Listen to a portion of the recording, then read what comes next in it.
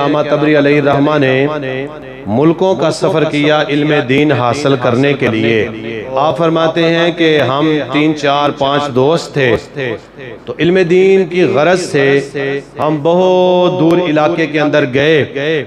جب ہم وہاں پر گئے تو مدرسہ والوں نے، ادارہ والوں نے ہمیں کہا بھائی ہم آپ کو پڑھائیں گے ضرور، لیکن ہمارے پاس کھانے پینے کا بندوبست نہیں ہے۔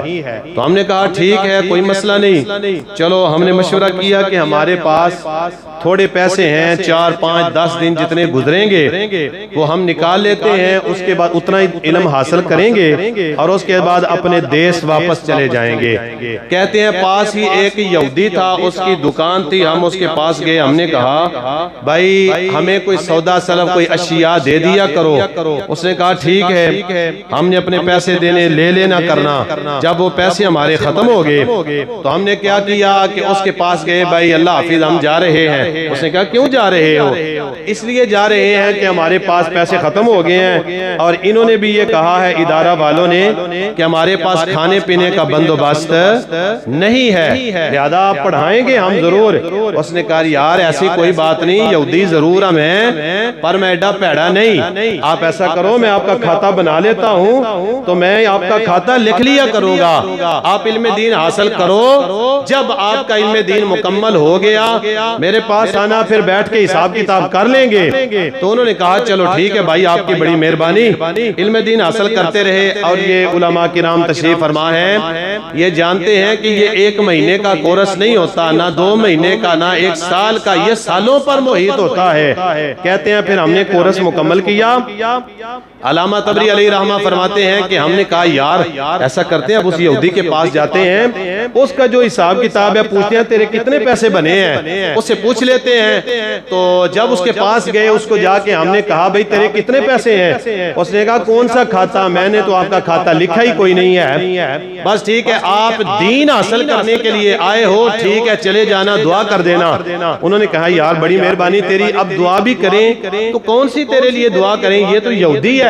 حضرت علامہ تبری علیہ الرحمہ فرماتے ہیں میں چلا گیا، اسی سال اللہ نے مجھے توفیق دی، میں بیت اللہ شریف کا چکر لگا رہا ہوں، حجر اسود سے اپنا چکر شروع کیا تو رکن یمانی کے پاس میں آیا، میں کیا دیکھتا ہوں کہ وہی یہودی جو ہے اس نے احرام باندھا ہوا ہے اور بیت اللہ کا چکر لگا رہا ہے۔ میں نے یوں کر کے اپنی نگاہیں کی کہ میں دھوکا کھا رہا کہ یہ وہی بندہ ہے۔ میں پھر اس کے قریب گیا، میں نے کہا بھائی میری آنکھیں دھوکا کھا رہی ہیں یا وہی ہو؟ اس نے کہا نہیں آنکھیں نہیں دھوکا کھا رہی، میں وہی سابقہ یہودی ہوں۔ اچھا یہ بتاؤ کہ یہ معاملہ کیسے ہوا؟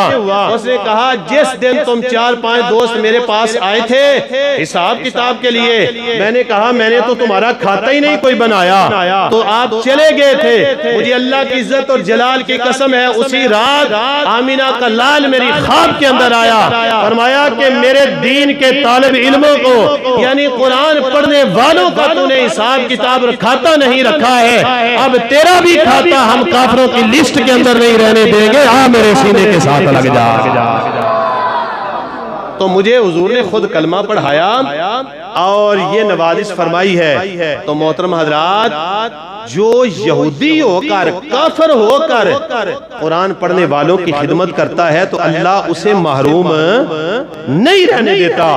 تو جو مسلمان ہو کر مومن ہو کر ان حفاظان کرام کی، قبلہ مفتی صاحب نے قرآن پاک سنایا، میں 4 تراویحیں گزر گئی تھی، بقیہ ساری تراویحیں میں نے یہیں پر پڑھی، اور بڑے دھیمے خوبصورت لہجے کے اندر، اور تلفظ بھی ماشاءاللہ بہت اچھا، چونکہ میں خود بھی قاری بھی ہوں، حافظ بھی ہوں، صرف حافظ نہیں قاری بھی ہوں۔ میں نے بھی الحمدللہ کل 28 مکمل مصلے جو ہیں وہ کیے ہیں، میرا کل قرآن پاک ختم ہوا تو بڑا سرور آیا الحمدللہ، انہوں نے بڑا پیارا سنایا۔ میں یہ سمجھتا ہوں ان کی جتنی بھی خدمت کی جائے یہ کم ہے، اور یقین جان لے آپ قرآن پاک پہ ہاتھ رکھا لیں، یہ جو بھی حافظ قرآن سناتے ہیں اللہ ماشاءاللہ جو حافظ قرآن سناتے ہیں نا، لالچ نہیں ان کو ہوتا کہ ہمیں جو پیسے ملیں گے، اور ضرور قرآن سنا رہا ہوں تو پیسے ملیں گے، ضرورت تو ہر بندے کو ہوتی ہے، لیکن حافظ اس لیے قرآن سناتے ہیں کہ یار سال کے بعد میرا قرآن نکل جائے گا۔